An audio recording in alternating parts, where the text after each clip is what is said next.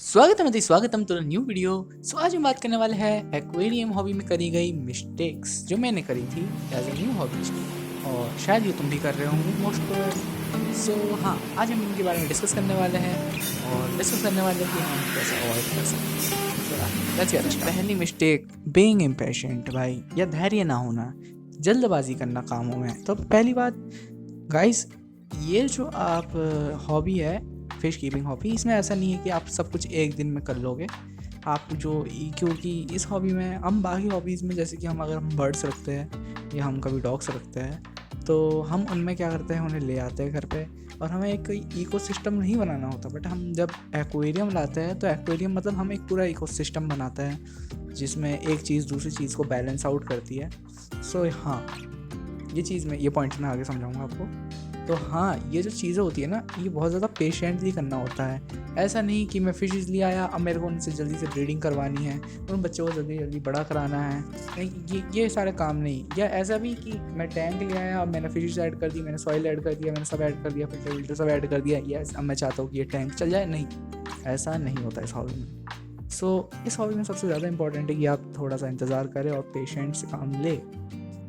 Mistake number 2, किसी की भी एडवाइस पे बिना सोचे समझे विश्वास मत करो।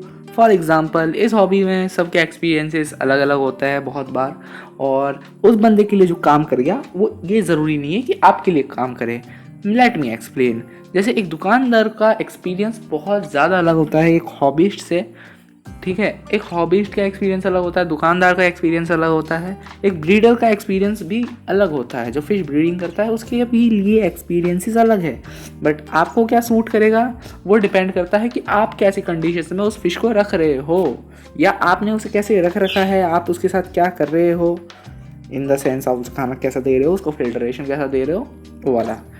तो ये हॉबी में आपको ध्यान रखना है कि आप फिश को अच्छा इन्वायरमेंट दो, और किसी की बात मत सुनो। पहले रिसर्च करो, गूगल पे जाके, नेट सबके पास होता है, पहले गूगल पे जाओ, रिसर्च करो कि ये सही होगा मेरे फिश के लिए, ये सही होगा, या मेरे फिश को अगर ये प्रॉब्लम है तो क्या करूँगा। ज़्यादातर लोग कर जाते, अगर उनकी फिश को कुछ हो जाता है तो जाते हैं टू द दुकानदार देता है आपको 3-4 रंग बिरंगी मेडिसिन, आप पानी में डालते हो और आपकी फ़िश के साथ होली खेल लेते हो। बट उसको होली खेलने का कोई फ़ायदा नहीं होता क्योंकि आपकी फ़िश मर जाती है ऑब्वियसली, क्योंकि उसको ट्रीटमेंट नहीं मिल रहा, पानी में आप केमिकल्स भर रहे हो, and the fish be like ऊला लूला लीला ली। मिस्टेक नंबर 3, सस्ते के पीछे भागना। भाई, सस्ते के पीछे भागना, मैं ये नहीं बोल रहा कि सस्ती चीज़ें ख़राब है या महंगी चीज़ें अच्छी है। मैं ये बोल रहा हूँ कि इस हॉबी में हमें ऐसी चीज़ें खरीदने ध्यान देना चाहिए जो हमारे वाकई में काम आए। ऐसी नहीं जो सस्ती हो या महंगी हो। ऐसा नहीं कि सस्ती है तो ये काम की नहीं है, ये सस्ती है तो ले ली, या महंगी है तो भाई ये तो काम कर ही देगी। हमें अपने एक्वेरियम और अपनी फ़िश के हिसाब से पूरा इन्वायरमेंट बनाना होता है, चीज़ें रखनी होती है। जैसे कि एक छोटा सा टैंक है 15 to 10 लीटर्स का, जिसमें आपने एक बेटा फ़िश रख रखी है, उसमें अगर आप एक छोटा सा पावर फिल्टर लगा देते हो क्योंकि आपको लगता है कि वो सस्ता है, तो वो फ्लो में ही मार देगा फ़िश को। बट अगर आप उसकी जगह एक स्पंज फिल्टर लगाते हो तो वो फ्लो नहीं मारेगा, क्योंकि उसका फ्लो होता नहीं है। स्पंज फिल्टर उसमें अच्छा काम करेगा। अगर आप थोड़ा सा अपग्रेड करके हैंग ऑन बैग लगा देते हो उसमें एक छोटा सा, तो वो बहुत ही अच्छा काम करेगा उसमें। तो मेरा बोलने का मतलब ये है कि आप महंगी चीज़ों पे ना जाओ और सस्ती चीज़ों पे ना जाओ, आप उन चीज़ों पे जाओ जो आपके लिटरली काम आए। 15, 20, 30, 40, 100 रुपये का खाना आप खिला देते हो फिश को, आप सोचते हो मेरी फिश हेल्दी रहेगी, बट उसमें क्या न्यूट्रिशन है आपके फ़िश के लिए? अगर उसमें न्यूट्रिशन नहीं है हमारी फ़िश के लिए, सारे न्यूट्रिएंट्स, सारे मिनरल्स, सारे प्रोटीन्स, अमीनो एसिड्स नहीं है हमारी फ़िश के लिए, तो वो हमारी फ़िश की बॉडी में नहीं लगेगा। और हमारी फ़िश की बॉडी में अगर वो नहीं लगेगा तो हमारी फ़िश की ग्रोथ नहीं होगी, वो उसका एनर्जी नहीं मिलेगी, एंड या लास्ट में वो ख़त्म ही हो जाएगी बीमार होके, क्योंकि उसके पास कुछ नहीं था, इम्यूनिटी और लो हो जाएगी। हमें उसे कच्ची चीज़ें नहीं देनी। सस्ते के पीछे मत भागो, उन चीज़ों के पीछे भागो जो वाकई में काम की हो आपके लिए। और वो कैसे पता चलेगा कि काम की हो? पॉइंट नंबर 2, रिसर्च करो चीज़ों पे। मिस्टेक नंबर 4, वाटर केमिस्ट्री ना समझना। Let me explain. तो वाटर केमिस्ट्री क्या होती है? वाटर केमिस्ट्री होती है कि आपका पानी कैसा है, आपके पानी में क्या क्या है। आपके पानी में KH, GH, PH, क्लोरीन और बहुत सारी चीज़ें देखनी होती है कि वो हमारे फ़िश के लिए सूटेबल है या नहीं है। मैं आपको इस चीज़ से समझाऊँ ये कि एक ऊँट है और एक पेंगुइन है। अगर आप पेंगुइन को रेगिस्तान में छोड़ दोगे तो वो सर्वाइव नहीं करेगा, वैसे ही अगर आप ऊँट को एंटार्क्टिका में छोड़ दोगे तो वो सर्वाइव नहीं करेगा। वैसे एंटार्क्टिका में पेंगुइन्स होते हैं क्या? मुद्दा ये नहीं है, मुद्दा ये है कि जैसे कि बेटाज होती है या गोरामीज होती है, ड्वार्फ गोरामीज, इन्हें सॉफ्ट वाटर पसंद होता है जनरली। और जहाँ पे हम इन्हें देखें हमारे गपीज़ या मॉलीज़ को, तो इन्हें हार्ड वाटर पसंद होता है।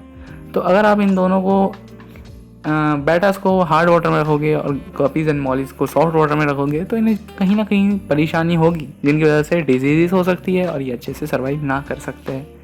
ऐसा हो सकता है, बहुत हाई चांसेस होते हैं इनके।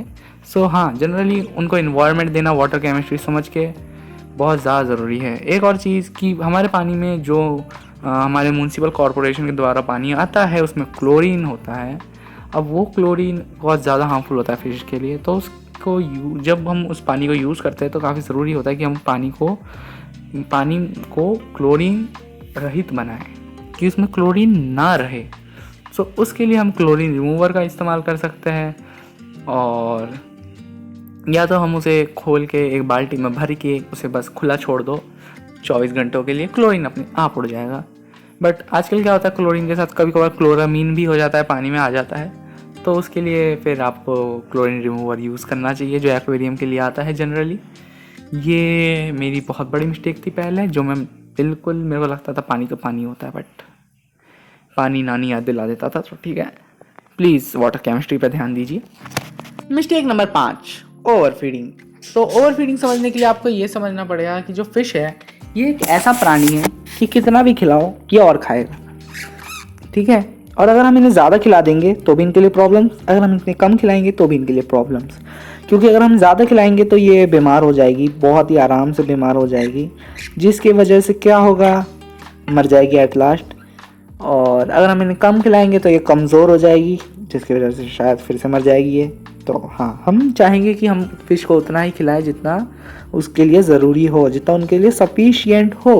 तो वैसा हम कैसे करेंगे? तो वैसा करने के लिए हमें ये देखना पड़ेगा कि जो फ़िश है वो 2-3 मिनट में कितना फूड कंज्यूम कर लेगी। हमें उतना ही देना है जितना वो 2-3 मिनट में कंज्यूम कर ले। या आप ऐसा भी कर सकते हैं कि जो फिश का आइज़ है उसे विजुअलाइज़ कर लीजिए, और उस आँख में जितने, ये विजुअलाइज़ करिए, ये सोचिए कि कितना फूड आ जाएगा, आप उतना ही फूड फिश को दें। इससे क्या होगा, क्योंकि मोस्ट ऑफ द फिश के लिए जो उनका जो आँख होती है, उनके पेट और आँख का जो साइज़ होता है वो सेम होता है। सो इससे ये फ़ायदा हो जाएगा कि आप उसे ओवरफीड नहीं करेंगे, बट ये मोस्ट ऑफ द फिश के लिए काम कर जाती है।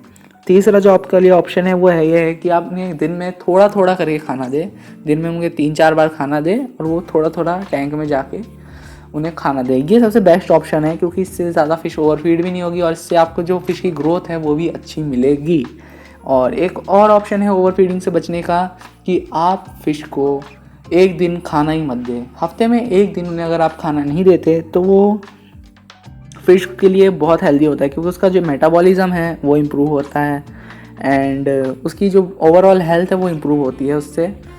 क्योंकि जो वाइल्ड में फ़िशेस काफ़ी दिनों तक भूखी रहती है, तो अगर हम उस वाइल्ड बिहेवियर को थोड़ा सा एक्वेरियम में मिमिक करें तो उसकी वजह से फिशेस हेल्दी ही रहेगी। मिस्टेक नंबर 6, अपनी फ़िश को क्वारंटीन या एक्लीमेटाइज ना करना। एक्लीमेटाइज मतलब क्या होता है, जब हम फ़िश को लाते हैं तो हम जो पानी का जो टेम्परेचर है वो मैच करते हैं हमारे एक्वेरियम से, और हमारा जो एक्वेरियम है उसका जो पानी है वो मैच करते हैं वो जो फ़िश जिस पानी में है उस पानी से, ताकि जो फ़िश हम जब मूव करें अपने मेन टैंक में तो उसे कोई प्रॉब्लम ना आए। और क्वारंटीन मतलब ये होता है कि हम जब शॉप से कोई नई फ़िश लाते हैं तो उसमें पॉसिबल होती है कि उसमें बीमारियां होगी कुछ, एंड वो बीमारियां फिर हमारे टैंक में ना आए। अगर हमारा टैंक सेटअप हो चुका है और उसमें फ़िशेस ऑलरेडी है तो हम उसे करते हैं कुछ टाइम के लिए अलग रखते हैं। तो क्वारंटीन किसी बाल्टी में भी कर सकते हो, ऐसा कोई वो नहीं है कि 1-2 हफ्ते तक फ़िश को क्वारंटीन करो और उसके बाद उस मेन टैंक में अगर ऐड करते हो तो इससे कोई ज़्यादा प्रॉब्लम्स नहीं आएगी। Mistake number 7, over crowding and come non compatible fish को एक साथ डालना। सो पहले हम ओवर क्राउडिंग क्या होता है ये देख लेते हैं। तो जब हमारा एक टैंक होता है जिसमें हम बहुत ही ज़्यादा मछलियाँ डाल देते हैं और हमें पानी में मछलियाँ नहीं, मछलियों में पानी मिलता है, तो उस कंडीशन को हम ओवर क्राउडिंग बोलते हैं। इससे क्या होता है, जो वाटर क्वालिटी है बहुत ज़्यादा गिर जाती है, फिर इसको स्विम करने की जगह नहीं मिलती और फिर इवेंचुअली बीमार होकर मर जाती है। अब हम दुकानदारों में ऐसे भरे भरे एक्वेरियम्स देख के अपने घर में भरे भरे एक्वेरियम्स बनवाना तो चाहते हैं, बट उनकी मेंटेनेंस अलग होती है, साथ ही में दुकान में वो सेलिंग के लिए लगते हैं और उनका वो स्टॉक होता है, सो वो इसलिए भर भर के रखते हैं। और दूसरा है कि हम नॉन कंपैटिबल फ़िश को एक साथ डाल देते हैं। नॉन कंपैटिबल फ़िश वो फिश होती है जो एक साथ नहीं रह सकती। अब कौन कौन सी फिश एक साथ रहेगी वो डिपेंड बहुत सारे फैक्टर्स पे करता है कि इनके नेचुरल हैबिटेट में, ये मतलब नेचुरल हैबिटेट में जहाँ पे नेचर में ये पाई जाती है, तो वहाँ पे इनका टेम्परेचर कैसा होता है, या ये फिशेस कौन से टेम्परेचर में रहना पसंद करती है, और ये फिश डाइट में क्या खाती है, ये फिशेस का साइज़ क्या है, क्योंकि बड़ी फिश ऑब्वियसली छोटी फिश को खाई जाती है, और साथ ही में बहुत सारी चीज़ें देखी जाती है। तो हाँ, नॉन कंपैटिबल फिशेस को एक साथ रखना और ओवर क्राउडिंग, ये भी एक बहुत बड़ी बिगनर मिस्टेक है। मिस्टेक नंबर 8, साइकिल ना करना। तो टैंक साइकिलिंग इस बहुत ज़्यादा इम्पॉर्टेंट है। इसका रीज़न ये है कि जो फ़िश है वो जब गंदगी करती है तो उसकी गंदगी को कुछ बैक्टीरियाज खाते हैं, फिर वो बैक्टीरियाज उस गंदगी को खा के कम पॉइजनस बना देते हैं और पानी थोड़ा सा जिससे फिशेस के लिए सूटेबल हो जाता है। और हम साइकिल टैंक को इसलिए करते हैं ताकि वो पनपे वो बैक्टीरिया हमारे एक्वेरियम में, ताकि वो जो फ़िश का जो पूप है वो, या फिश का जो वेस्ट है वो कंज्यूम करे और उसे लेस टॉक्सिक करे, ताकि जो एक्वेरियम का जो एनवायरनमेंट हो वो हेल्दी रहे। मिस्टेक नंबर 9, आपको इस हॉबी में एक चीज़ चुननी पड़ेगी, या तो आपका बजट या तो आप फिश। क्योंकि अगर आपको शौक़ करना है तो शौक़ बड़ी चीज़ है, और अगर आप बड़ी चीज़ों का शौक़ करोगे तो खर्चा भी थोड़ा बड़ा आएगा। बट आपके पास अगर बजट नहीं है और बट आपको फिर भी ये हॉबी करनी है, तो आप ऐसा नहीं है कि आप इस हॉबी नहीं कर सकते। इस हॉबी में सबके लिए कुछ ना कुछ है।